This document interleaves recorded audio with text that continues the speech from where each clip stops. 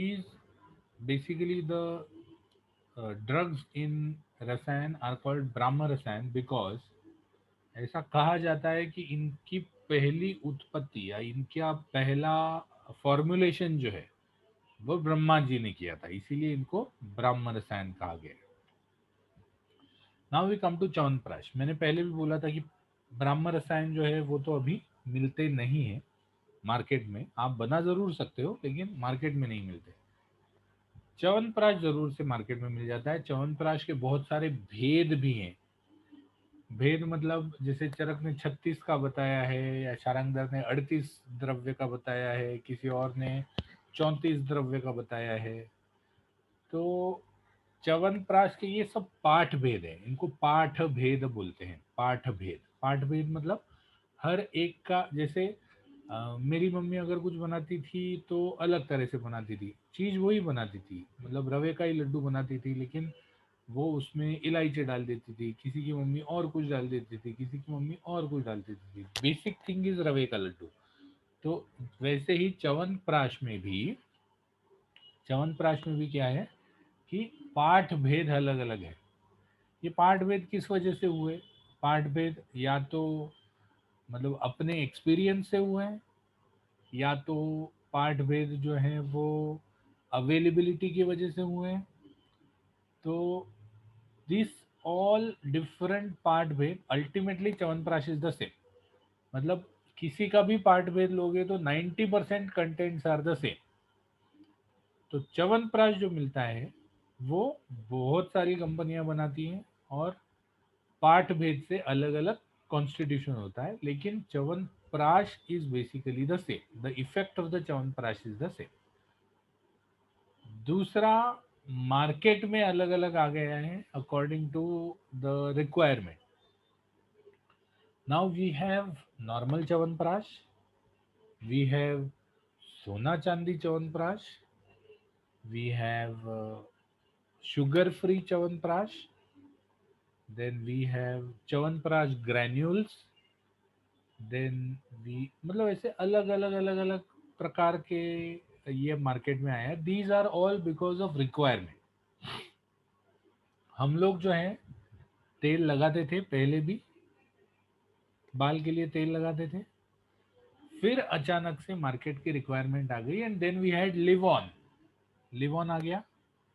Live on आया। Livon क्या करता है कि रोज तेल लगाने को पॉसिबल नहीं है, तो बिकॉज रोज तेल लगाने को पॉसिबल नहीं है, नहाने के बाद चिपचिपा हो जाएगा, तो दे हैव बिना चिपचिपा और सिर्फ नहाने के बाद कंघी करने के लिए, the females might be knowing it very nicely, तो लिव ऑन कंघी करने के लिए आ गया। So there was some requirement which had to be fulfilled as per the current lifestyle.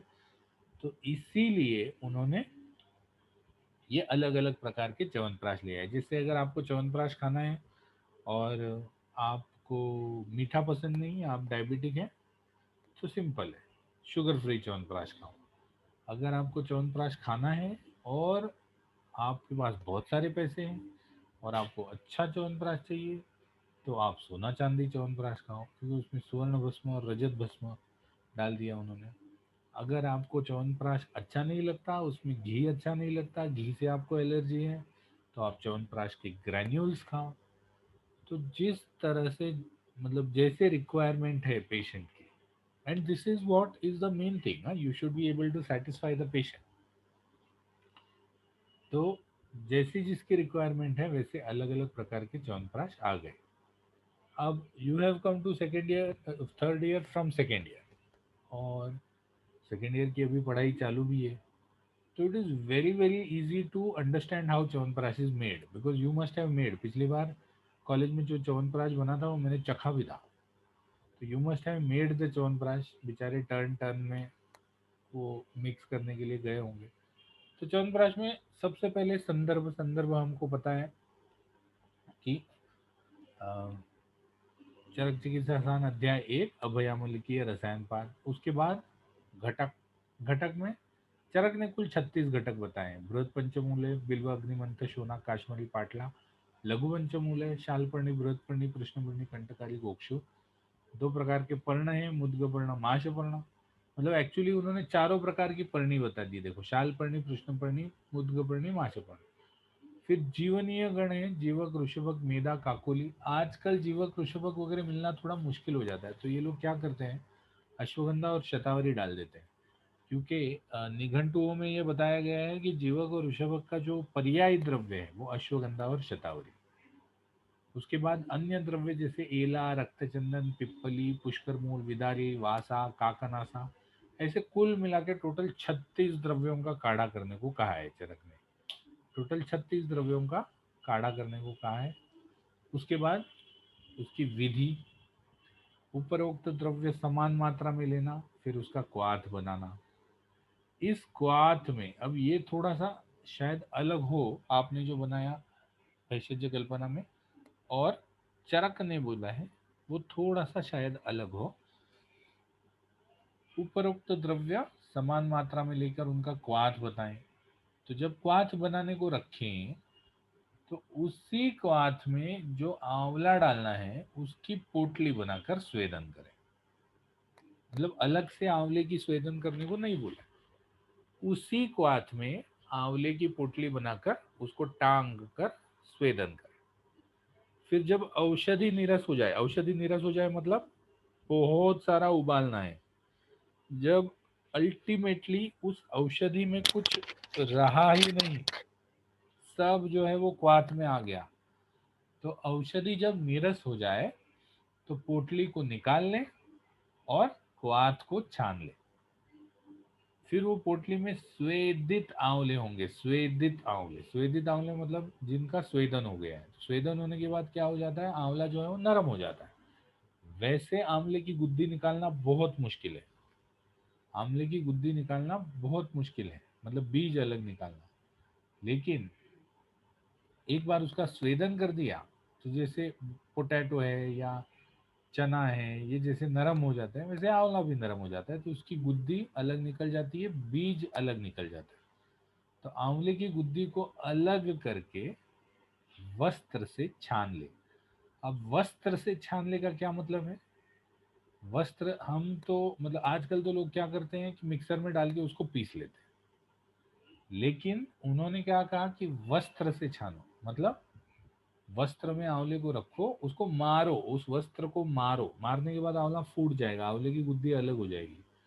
फिर उसको ऊपर से दबाओ, दबाने के बाद वस्त्र के जो रेशे हैं उस रेशे में से जाड़ा फाइबर पीछे रह जाएगा और जो बेसिक मतलब जो पल्प है वो पल्प इस बाजू आ जाएगा।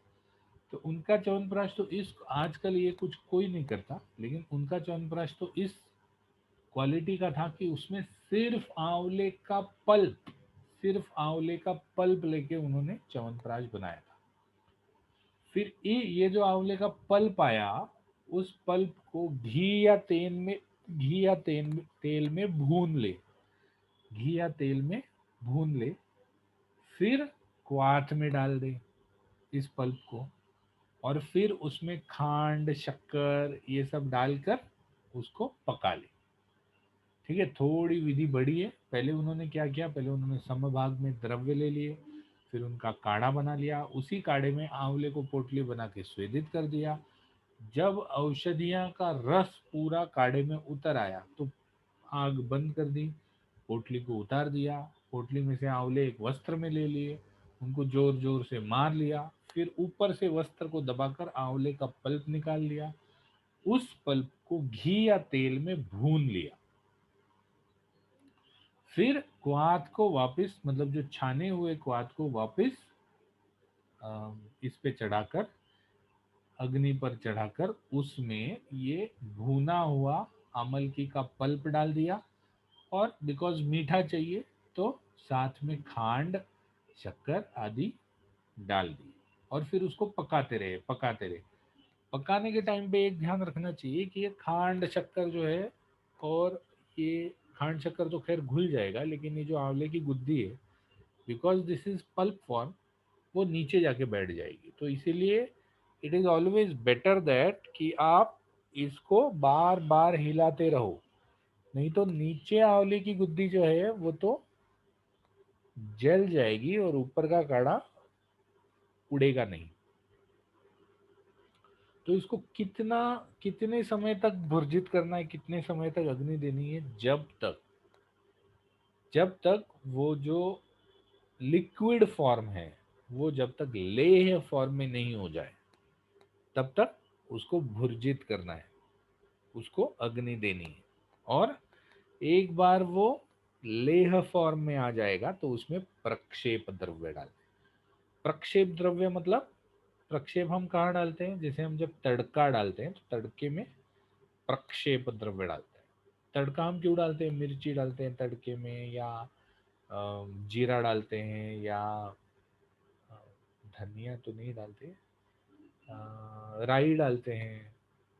तो ये प्रक्षेप द्रव्य क्यों डालते हैं? क्योंकि जो भी प्रक्षेप द्रव्य डालेंगे उसका जो फ्लेवर है वो हम पूरे जो पदार्थ हम बना रहे हैं उसमें पूरे इसको फ्लेवर आ जाना चाहिए। तो इसीलिए प्रक्षेप द्रव्य डालते हैं। तो च्यवनप्राश में प्रक्षेप करके क्या क्या डालते हैं? वंशलोचन, मतलब बाम्बू का जो निर्यास होता है उसको वंशलोचन बोलते हैं। पिप्पली, दालचीनी, एला, तेज पत्ता और नाग केसर, इन सब की पाउडर को प्रक्षेप, साथ ही साथ मधु भी डाल देते हैं। जैसे कैरामल वगैरह डालते हैं ना वो आइसक्रीम के ऊपर, वैसे च्यवनप्राश के ऊपर थोड़ा सा मधु भी डाल देते हैं। एक चीज आप ध्यान रखिए कि यहाँ पर जो भी द्रव्य यूज हो रहे हैं, मधु, वंशलोचन, पिप्पली, दालचीनी, एला, तेजपत्र, नागकेशर, ये सब जो है ये रेस्पिरेटरी सिस्टम पे काम करने वाले हैं। ऑल दीज एक्ट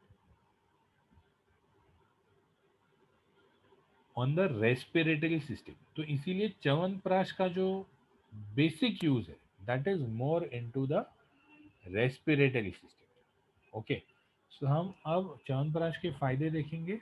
तब तक आप लोग चैट बॉक्स में मैंने अटेंडेंस का लिंक डाल दिया है, you can give attendance. Chyawanprash के फायदे, तो जैसे मैंने बताया च्यवनप्राश सबसे मेन जो है वो रेस्पिरेटरी सिस्टम पे काम करने वाला है। Chyawanprash works very good in frequent respiratory disorders. Chyawanprash works very good in allergic disorders of the respiratory system. Chyawanprash works very good when कफज रोग जो है, कफज रोग, इसमें भी बहुत अच्छा काम करता है। इम्यूनिटी बढ़ाने के लिए भी बहुत अच्छा काम करता है।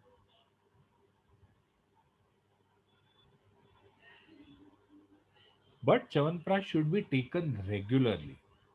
Chyawanprash should be taken regularly. Charak ने क्या बोला है? चरक ने बोला है कि च्यवनप्राश इतनी मात्रा में खाओ कि भूख मिटे नहीं, मतलब पेट भर के च्यवनप्राश नहीं खाना है, लेकिन at the same time chyawanprash अच्छे क्वांटिटी में खाना है। सिर्फ च्यवनप्राश खाली पेट खाना है। जितने भी रसायन कल्प हैं सब खाली पेट खाएंगे तो ज्यादा अच्छा काम करते हैं।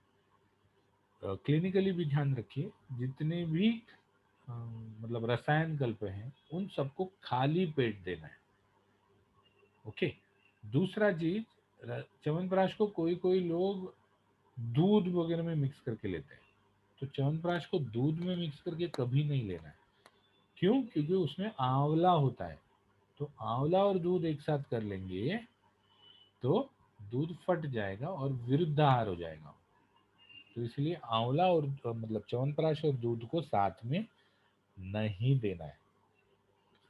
तो सबसे पहले अपर रेस्पिरेटरी ट्रैक्ट के डिसीजेस जैसे स्वरभेद, उरक्षत, रुद्रोग, कास, श्वास और क्षतक्षी, इन सब डिसीजेस में च्यवनप्राश यूज करने को बोला है। वृद्ध आदमियों में च्यवनप्राश यूज करने को बोला है।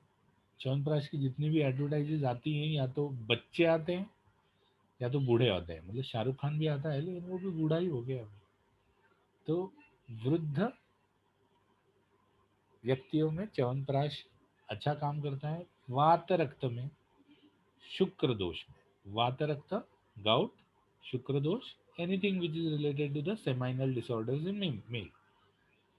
अग्नि वृद्धि करवाता है, क्योंकि इतनी सारी जो गर्म चीजें पड़ती हैं, तेज पत्ता, एला, तो अग्नि वृद्धि ऑटोमेटिकली हो जाती है।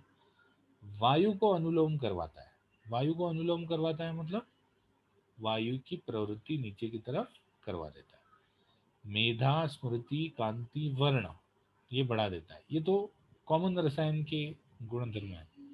आरोग्य बढ़ाता है, आयु वर्धन करता है, इंद्रिय सबल करता है, इंद्रियों का बल बढ़ाता है, मैथुन शक्ति बढ़ाता है। अब वैसे मैथुन शक्ति तो वाजीकरण में आ जाना चाहिए, लेकिन अब अगर आपको याद है, मैंने स्वस्थ ऊर्जस्क्रम में दो चीजें बताई थी। जब मैंने स्वस्थ ऊर्जस्क्रम बताया था, तो स्वस्थ ऊर्जस्क्रम किंचित तदृश्यम तद रसायनम प्रायः प्रायो, वो याद है वो श्लोक? तो स्वस्थ ऊर्जस्क्रम, रसायन, वाजीकरण, प्रायः मतलब रसायन जो है वो प्रायः ज्यादा करके धातुओं पे काम करता है, और वाजीकरण जो है वो ज्यादा करके शुक्र धातु और मैथुन शक्ति पे काम करता है। लेकिन प्रायः शब्दों विशेष अर्थों उभयः उभयार्थ कृत, मतलब रसायन वाजीकरण भी करता है और वाजीकरण रसायन भी करता है, इसीलिए इन दोनों चीजों के अध्यायों को एक साथ लिया गया। तो मैथुन शक्ति बढ़ाना ये रसायन का साइड इफेक्ट है, साइड इफेक्ट ऐसा आप कह सकते हैं।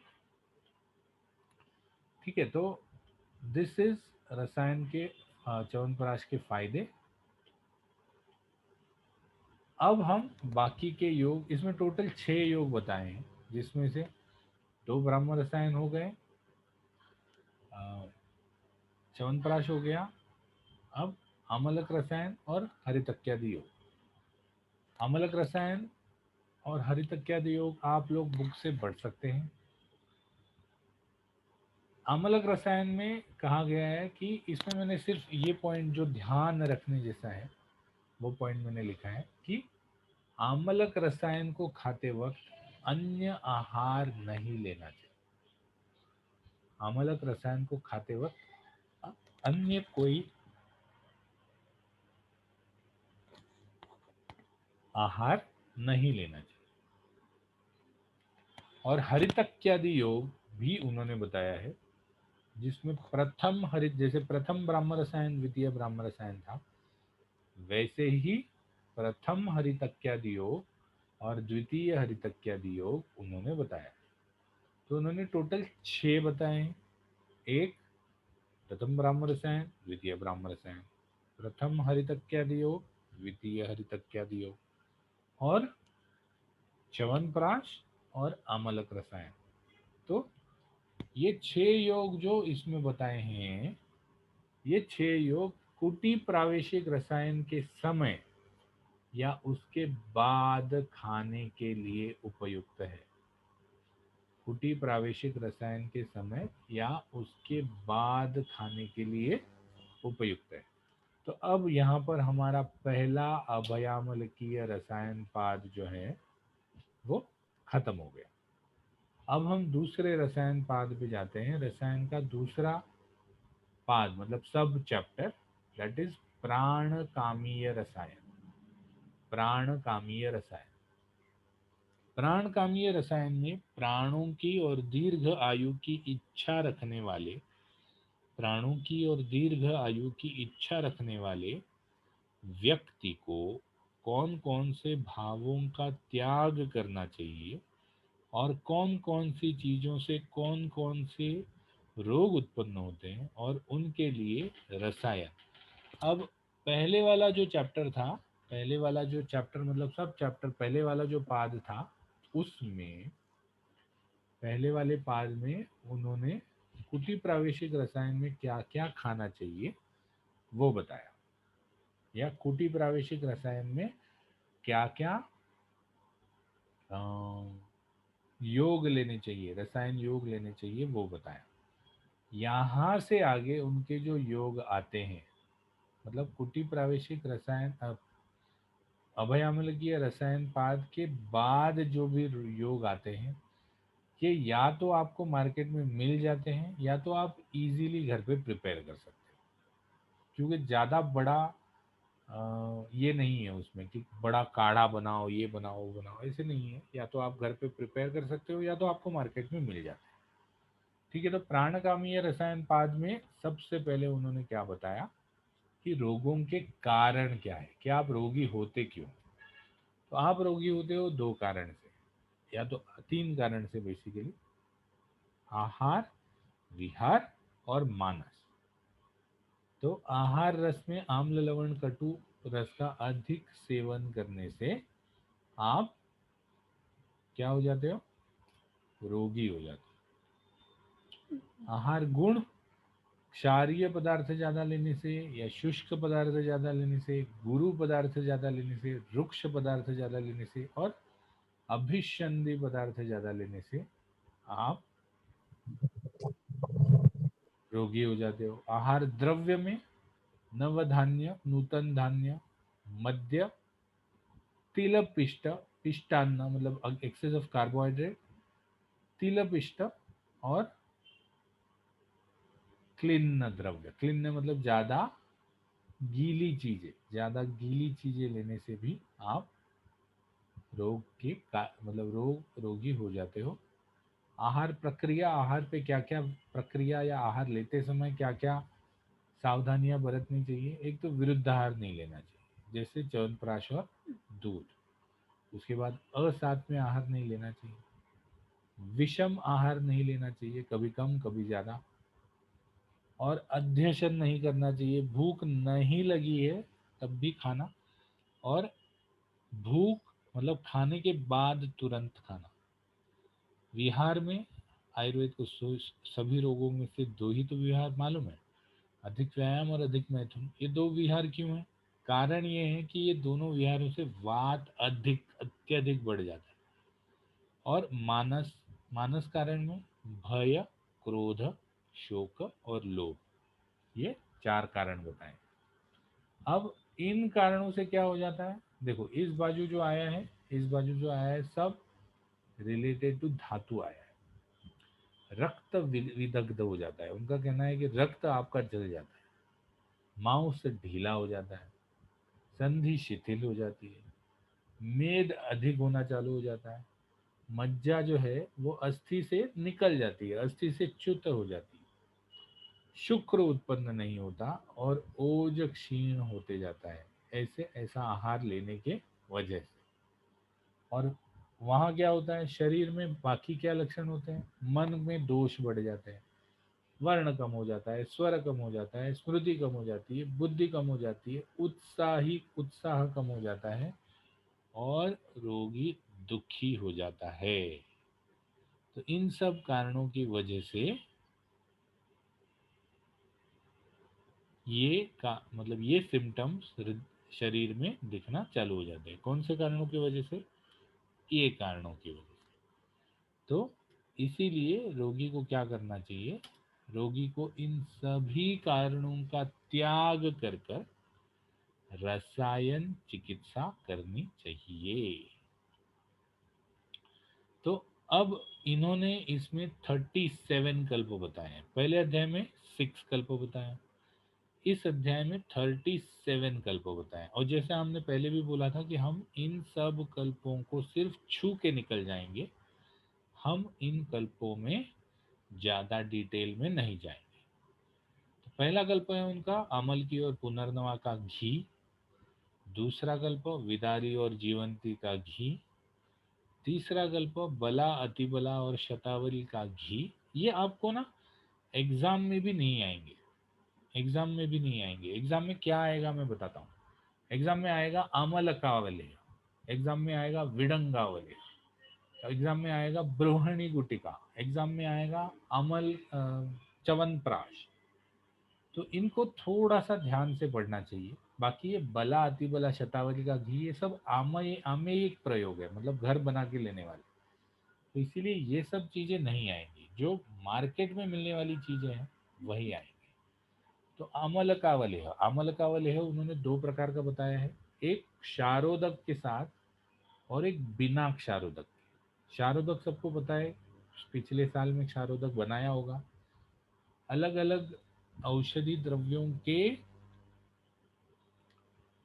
लकड़ियों को एक साथ लेकर उनको जलाकर उनकी राख बना देते हैं, फिर उस राख को पानी में डुबा के रखते हैं, फिर पानी में 12 घंटे डुबाकर उस पानी को छान लेते हैं, फिर उस पानी को छान कर फिर राख को पानी में डुबा देते हैं, राख को सुखाकर। ऐसे रिपीट करके 20-21 बार करने के बाद क्षारोदक तैयार हो जाता है। मतलब उसी पानी को क्षार में वापस 12 घंटा रखते हैं। तो क्षार में मतलब राख में 12 घंटा रखते हैं, तो राख में जितनी भी क्षारीय चीजें हैं वो सब पानी में आ जाती है। तो इसीलिए एक क्षारोदक वाला आंवला, आंवले को क्षारोदक में रखते हैं, फिर उसके बाद निकालते हैं, सुखाते हैं, जमीन के नीचे रखते हैं, 15 दिन 20 दिन रखते हैं। तो ये सब करके क्षार मतलब जो आंवला आ जाता है वो क्षारोदक, और फिर उससे अवलेह बनाते हैं। तो क्षारोदक वाला अवलेह हो गया, और एक अवलेह बिना क्षारोदक वाला भी है। आमलक चूर्ण अलग अलग चीजों का चूर्ण करते हैं।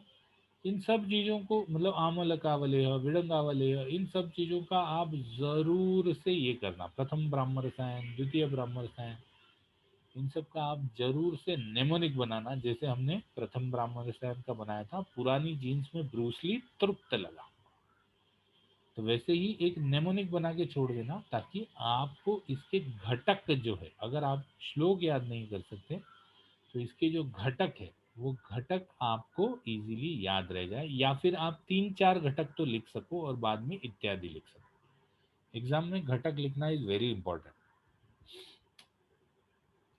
फिर उन्होंने और बताए, जैसे नागबला रसायन, बला रसायन, यहाँ उन्होंने भल्ला तक का वर्णन किया।